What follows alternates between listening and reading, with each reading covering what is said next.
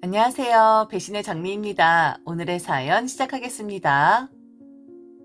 결혼을 하자마자 남편과 저는 외국으로 건너가 그곳에서 10년을 지냈었습니다. 별다른 재주 없었던 저와 넉넉하지 못한 시댁을 먹여 살리고자 어쩔 수 없이 저와 남편의 선택지였었죠. 남편이 아는 사람 소개로 저희는 현지인을 낀 상태에서 가게를 시작했고, 처음엔 구멍가게나 다름없는 곳이었으나 점점 한국 유학생이 늘어나는 바람에 변두리에서 시작된 가게는 코리아타운에 입성하는 기회를 얻게 되었습니다. 장사는 잘 되었습니다.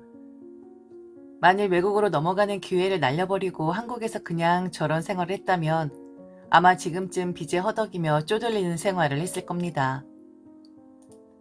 10년 동안 외국에서의 생활, 기쁜 일도 있었지만 사기도 좀 당해보고 험난한 일들도 있었고 참 다사다난한 나날들이었습니다. 그렇게 남의 나라에서 안 좋은 일을 당했을 때 그래도 우리 부부가 함께였기에 버틸 수 있었습니다. 어려울수록 부부 사이는 더 좋아졌었고, 부부라는 개념과 함께 둘이서 이루어 나가야 한다는 동지에도 더욱 끈끈해지고 매우 값진 경험이긴 했지요. 10년 외국 생활을 마치고 한국에 들어오는 날, 저희 부부가 외국에서 한국으로 아예 들어왔을 때 가장 기뻐한 사람은 바로 저희 친정 엄마였었습니다. 엄마는 바쁜 저희 부부를 도와주기 위해 3개월 비자를 얻어 10년 동안 들어오곤 하셨었거든요. 저희 부부가 고생한 만큼 아니면 그보다 더 우리 친정 엄마가 고생을 하시긴 했었죠. 더군다나 외국어 한마디 못하는 엄마였으니 그냥 죽어라고 몸 고생만 했었는데, 그리고 남의 나라에서 작은 가게이긴 하지만 여러 가지 복잡한 이해관계가 얽혀있다는 것을 잘 알았던 엄마는 어느 정도 돈만 벌면 한국에 들어와서 가게를 열기를 바라셨습니다. 제가 한국에 들어오자 딸을 이제는 자주 볼 수 있다는 기쁨도 있었을 것이고, 무엇보다 타국이 아닌 나의 땅에서 딸이 살게 되었구나. 그렇게 쫓기듯이 어쩔 수 없이 선택을 한 외국행이었는데, 우리 딸이 이제는 어엿하게 나의 나라에서 한 몫을 할 수 있는 떳떳한 사람이 되었구나 라는 것에 대한 대견함이었을 것입니다. 그동안 엄마 고생만 시키고 부려만 했었는데 이제라도 살뜰히 챙겨드려야지. 더 이상 엄마에게 내 일손을 맡기지 말아야지 하고 다짐을 했습니다. 암튼 저희 부부는 10년이란 세월 동안 외국에서 고생하고 맞바꾼 돈으로 집을 마련했고 작은 가게도 하나 마련하게 되었습니다. 남들 눈이 휘둥그레질 만한 곳은 아니었지만 쳐다보고 있으면 마냥 기분이 좋았었죠. 장사는 외국에서 할 때와 비교하면 그렇게 붐을 일으키는 정도는 아니었었지만 그래도 먹고 살 만한 정도는 되었었습니다. 만족했어요. 이 정도면 되었다.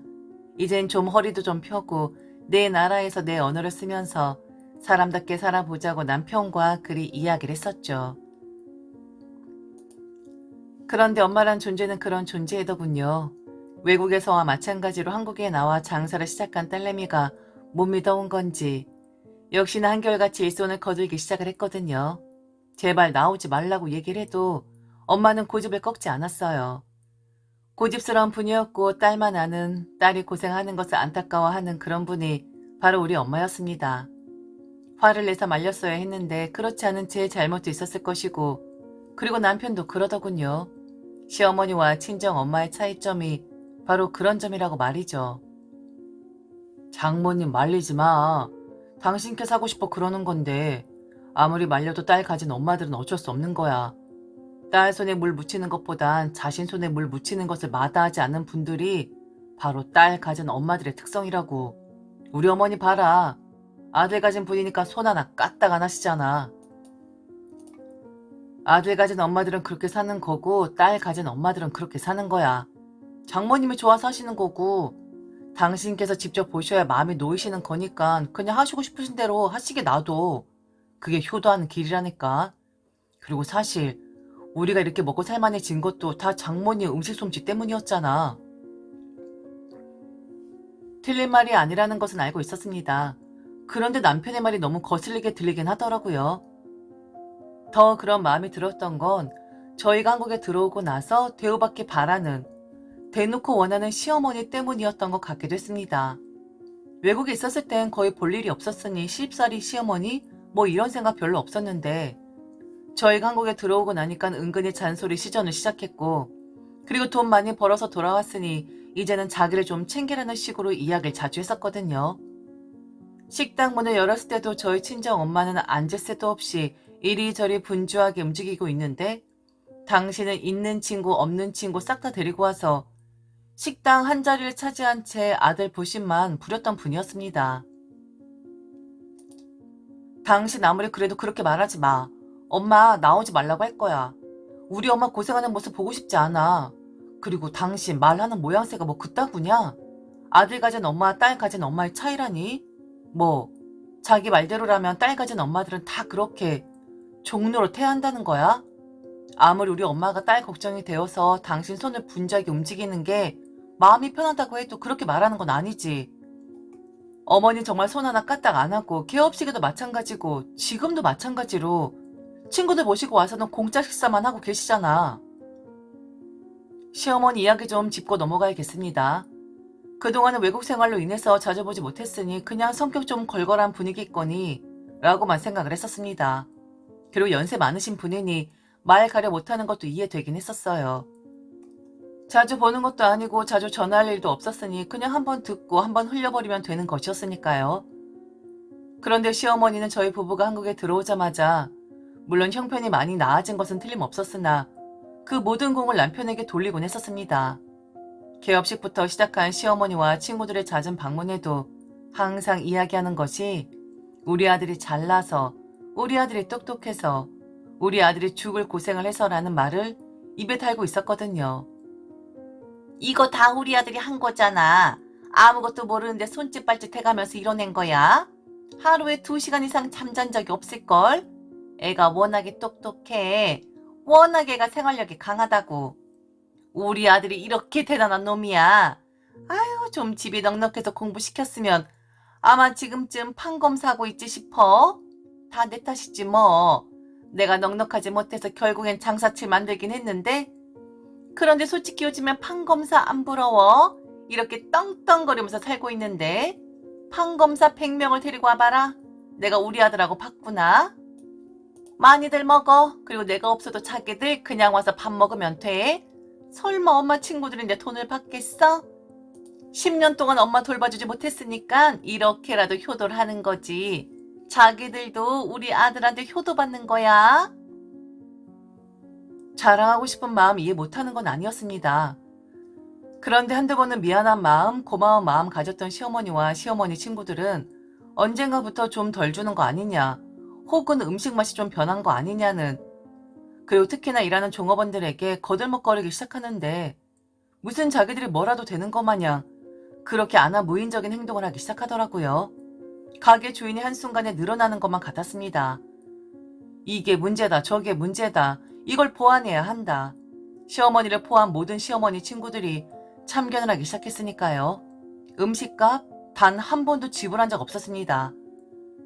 그나마 시어머니와 함께 저희 가게에 찾아왔으니 그걸 다행이라고 여겨야 할까요? 적어도 그런 양심은 있는지 시어머니 친구들은 시어머니가 없는 상태에서 저희 가게를 찾아온 경우는 없었거든요. 참 징글징글했었습니다. 그리고 시어머니의 그 빈말, 자랑하고 싶어하고 오랫동안 한국에 없고 멀리서 고생했던 아들, 그리웠던 마음, 안쓰러웠던 마음 이해는 가나 항상 하는 그 빈말도 문제였었습니다. 자기를 위해 이것도 해주고 저것도 해주려고 한다. 그런데 나는 다 필요 없다고 했다. 하도 내가 거절을 하니까 이제는 뭐까지 해주겠다고 하느냐? 바로 합가를 하자고 한다. 고생한 우리 어머니 옆에서 아들과 며느리가 모시고 살면서 챙기고 싶어 한다. 그런데 요즘 어떤 시어머니들이 며느리하고 살고 싶어 하냐? 솔직히 시어머니는 그렇게 하고 싶어도 며느리가 싫어하지 않느냐? 우리 며느리는 그렇게 나하고 살고 싶어 하는데 내가 거절을 하고 있다. 당연히 우리 며느리도 합가를 하자고 오늘 아침에도 얘기를 했고 눈만 마주치면 이야기를 하는데 내가 피하고 있다. 저는 절대로 합가 이야기를 한 적이 없습니다. 남편이 한번 흘리듯이 말을 하길래 죄송하지만 도끼 눈을 뜨고 거절을 했습니다. 시어머니 모시고 살 자신도 없었고 모시고 살 만한 위인이 아니긴 했었거든요. 자랑도 정도껏 해야 하는데 너무 과대포장을 하니 듣고만 있어야 하는 사람 입장에서 매우 곤란하긴 하더군요. 왜 그러는 것인지. 왜 시어머니는 갑자기 저렇게 태도가 변한 것인지, 원래 그랬었는데 자주 보질 않으니 제가 미처 몰랐던 것인지, 그나마 외국에 있을 땐 몸만 고되었었는데 한국에 들어오니 몸부터 시작해서 정신적으로도 고되기 시작하더라고요. 암튼 의기양양한 시어머니 문제와 한국에 들어와도 죽을 똥 살똥 고생만 하려고 하는 친정 엄마를 사이에 두고 마음고생이 심심치 않게 했었습니다. 그런데 어느 날 엄마가 속이 좀 좋질 않다는 겁니다. 최근 들어 소화력도 떨어지고요. 그래서 병원에 모시고 갔더니 친정 엄마의 위에 작은 알맹이 같은 것이 보인다고 하더라고요. 정밀 검사를 했는데 그건 바로 암 조직이었습니다. 정말 불행 중 다행으로 위암 초기였었죠. 요즘엔 수술 방법도 여러 가지고 위암 1기인 경우엔 재발률도 낮고 수술 성공률이 90%가 넘는다고 하더군요. 그래도 암이라는 단어 자체가 주는 그 공포심은 어마어마했습니다. 혼이 쏙 나가는 것 같더라고요. 엄마 무사히 수술했고 그리고 수술 경과도 매우 좋았습니다. 엄마에겐 별 문제가 없었어요.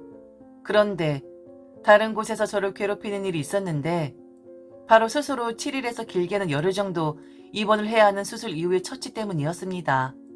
남편 혼자서 일을 하려면 당연히 힘이 들겠죠. 저도 아는 바입니다. 그런데 엄마가 무슨 감기에 든 것도 아니고 아무리 경증이라고 해도 암 수술을 했고 당연히 자식 입장에서 그 옆을 지켜드리는 것이 도리인데 그 부분에 대해서 비아냥거렸고 유난을 떠는 것이라고 말이 들려왔거든요. 바로 시어머니 입에서 말이죠. 한 번이 아니라 반복 또 반복해서 말입니다. 너 좀 너무하는 거 아니니? 수술 잘 됐다며. 그럼 이제 네 남편도 생각해줘야 할 거 아니야.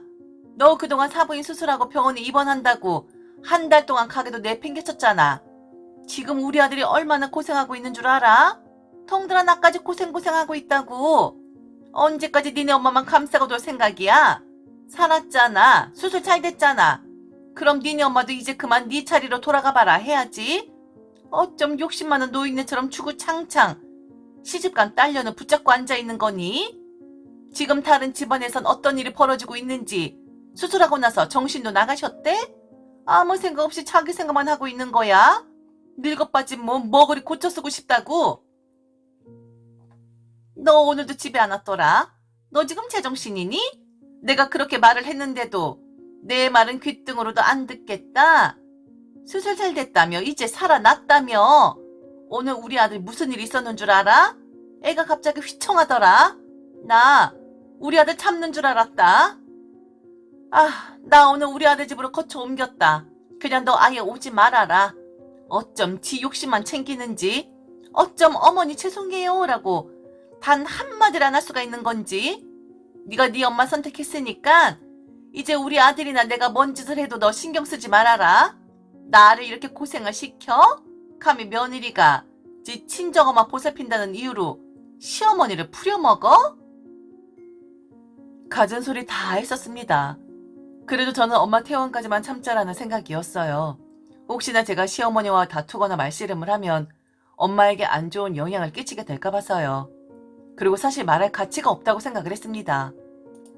제가 2년을 자리 비웠다면 저도 조금은 면목이 없다라는 생각이 들긴 할 겁니다. 그런데 길어봤자 2달입니다.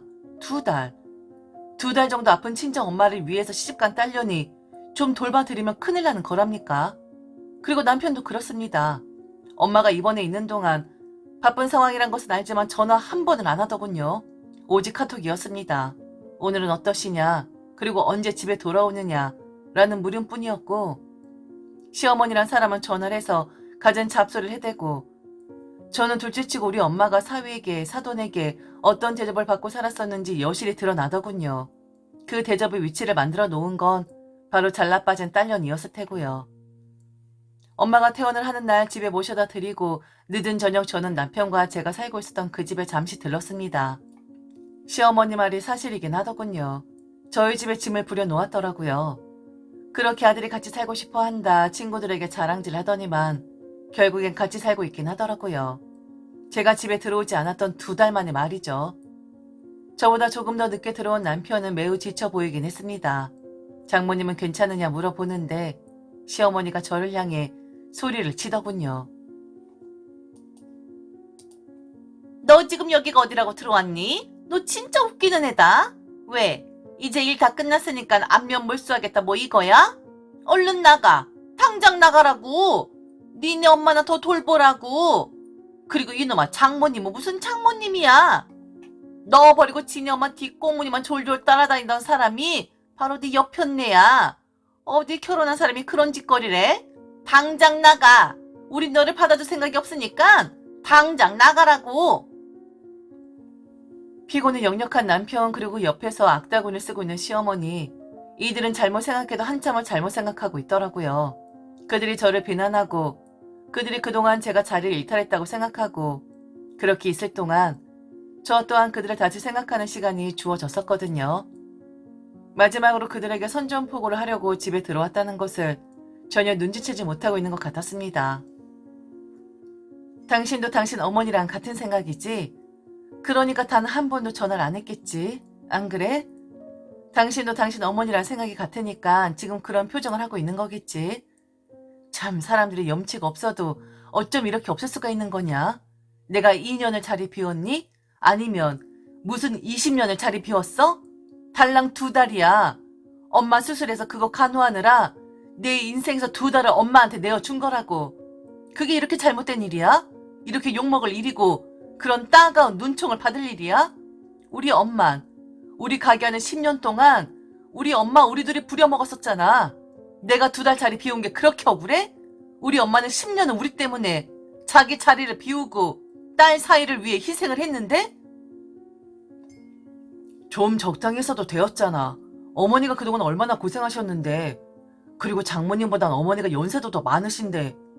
솔직히 나는 장모님보다 우리 어머니가 더 우선 아니겠어?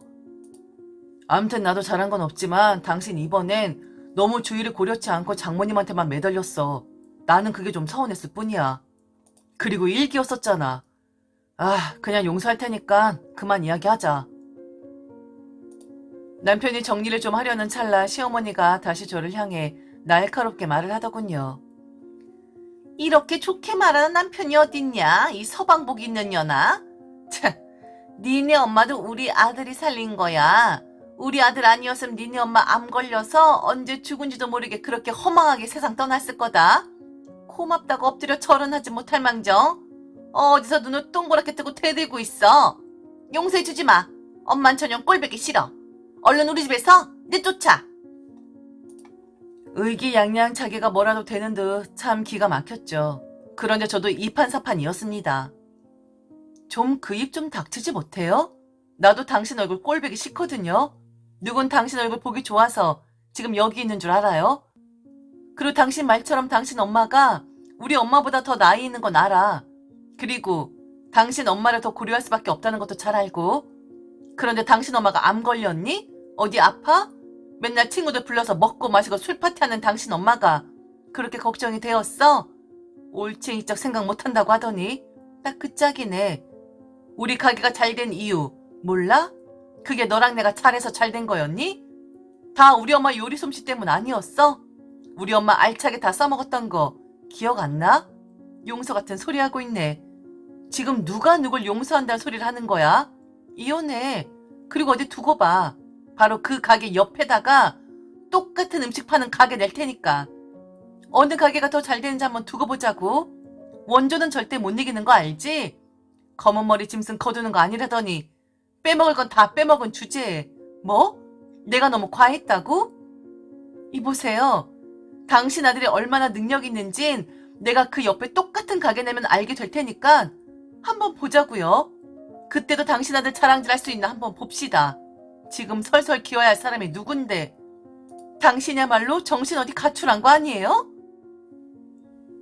저리 말을 하고 집을 나와 한 달 동안 엄마와 있으면서 다시 한번 엄마의 손맛을 흉내내기 시작했습니다.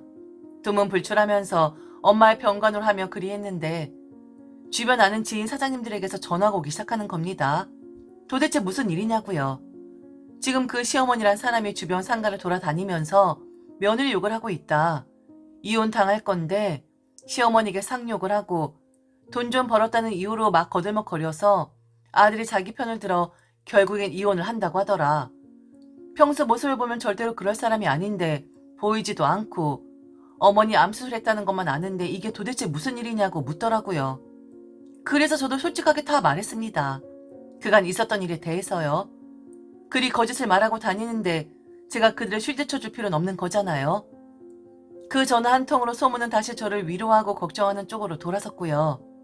한 가게 사장님은 얼른 가게 하나 내라고, 싼 값이 아니라 공짜로도 가게 내어주겠다고, 더 준비할 것 없이 얼른 하라고 저를 독려하기까지 했습니다. 저는 이혼 소송을 진행함과 동시에 제가 가지고 있는 돈과 엄마가 가지고 있는 돈 탈탈 털어 그 가게를 내어주겠다고 한 사장님의 가게로 들어가게 되었습니다. 처음 큰 소리 쳤던 것과는 달리 원조여도 이미 남편과 제가 했던 가게가 평판이 좋았던 터라 파리만 날리더군요. 좀 속상하긴 했지만 더 이상 제가 위협이 안 되는 존재라고 생각한 전 남편은 저와 이혼을 급하게 마무리 지었습니다. 아마도 그의 어머니가 시킨 거겠죠. 저거 저렇게 쇼하다가 돈 더 달라고 할 수도 있다. 그냥 어느 정도 주고 먹고 떨어져라 하자. 우리는 가게가 있지 않느냐. 그리 했을 겁니다.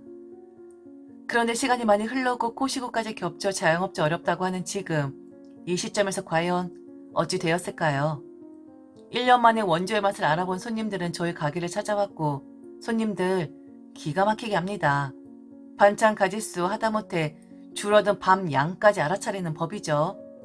정직하게 내가 덜 남더라도 밥과 음식은 푸짐하게 라는 것이 우리의 모토였는데 그들은 초심을 잃어버린 거였죠. 자기 가게 힘들다고 좀 도와달라고 찾아왔던 전 남편의 모습이 아직도 생각이 납니다. 예정을 생각해서 좀 도와달라고, 같은 곳에 운영하면서 서로 윈윈하는 게 좋지 않냐는 그의 말에 물 한 바가지를 뿌렸네요. 절대로 원조를 이길 순 없습니다. 자명한 사실 아니겠습니까? 고소하다고 생각하지도 않지만 그렇다고 제가 그들 상황 봐주면서 돈 벌어 먹을 필요는 없는 거겠죠. 장사 아주 잘 되고 씀씀 예쁘지 않았던 저는 한동안 가게를 열지 못할 때에도 타격이 그리 크진 않았습니다. 그런데 맞은편 가게? 결국 망해버렸죠. 문 닫더라고요. 그래도 아침마다 반갑게 인사를 했었던 전 남편이었는데 이젠 보이지 않고 다른 가게가 들어와 있는데 좀 서운하다 하면 제가 이상해 보일까요? 누구 덕에 그리 살았는데 역시나 검은 머리 짐승은 걷어주는 것이 아닙니다. 그렇죠. 그리고 다 지들 자업자득 아니겠습니까?